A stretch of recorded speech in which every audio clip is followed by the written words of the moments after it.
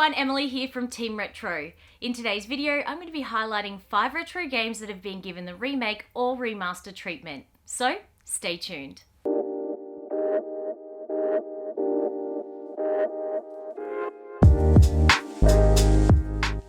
So, we've all heard of Crash Bandicoot, right?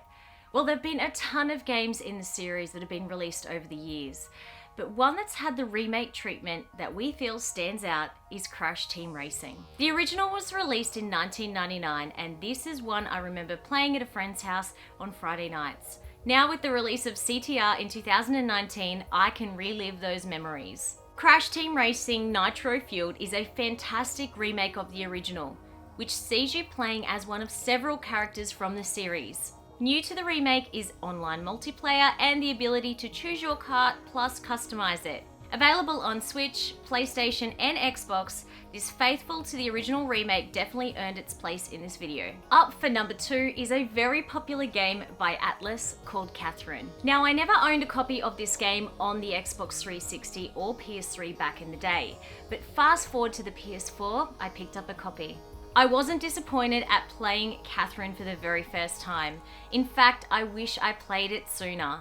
The puzzle game is one of the best, and I mean that. Catherine is in my top 3 best puzzle games. What makes this so unique and adult is that the main character is being haunted in his sleep after cheating on his girlfriend Catherine. Without giving too much away, this remake of the classic was released in February 2019 on the PS4 and Vita, which is exclusive to Japan. The Nintendo Switch version was released a little later in July 2020. This is another must-play with loads of replay value and ending outcomes. Number 3 is Medieval. The dark and humorous PS1 classic is one that a lot of gamers were requesting to have the remake treatment over the years. Following Sir Daniel Fortescue, an undead knight that's trying to restore peace to the land and also redeem himself at the same time.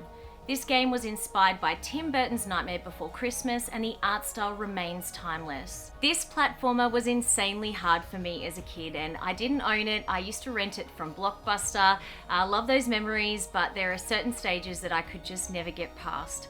But I did add this to the collection earlier this year thanks to Luke Likes Games. Now the remake is from the ground up, and it was done very well. I do have a full review on this title if you want to check it out. So if you're into the PS1 and missed this game, then perhaps pick up the 2019 release exclusively on the PlayStation 4.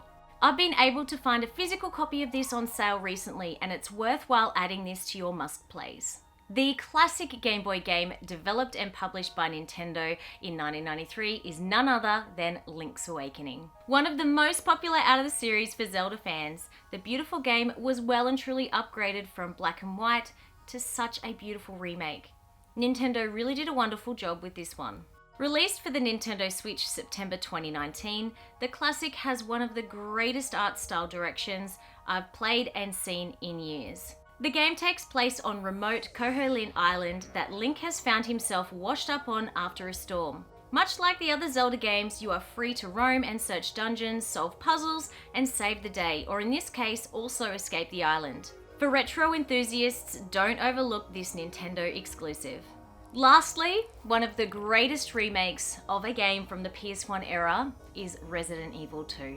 Resi 2 is probably one of my favorite in the series, and I remember renting this back in the day, again at Blockbuster, and I was just so frightened. It still scares me to this day, but I absolutely love it. The zombie apocalyptic game is one of the most popular titles from the 1990s. Correct me if I'm wrong? In 2019, there was the release of the remake from Capcom. Visually, this game is beautifully crafted, and they still captured that sense of terror when playing. Resident Evil 2 won't be for everyone. It's scary, a little hard, and of course, all of the gore, but it's definitely worthy of being played. The survival horror game also has a lot of replay value, with 2 playthroughs available as both Leon and Claire. If you're also up for a challenge, there are a number of difficulties to play this title on too, so it's well worth checking out this remake of the 1998 PS1 game. The remake is by far one of the best examples of bringing a PS1 game to the latest generation, which at the time was the PS4, PC and Xbox. So everyone, you have some homework. These retro games definitely deserve to be played. Now, if you don't have the original hardware, I can highly recommend these remakes. Don't miss them, check them out. They've been out now for a few years and I know that you're going to enjoy them. Now, I'm looking forward to revisiting this video, so if there's any suggestions or games you think I should play, definitely hit the comments below. And until next time, I'll talk to you later.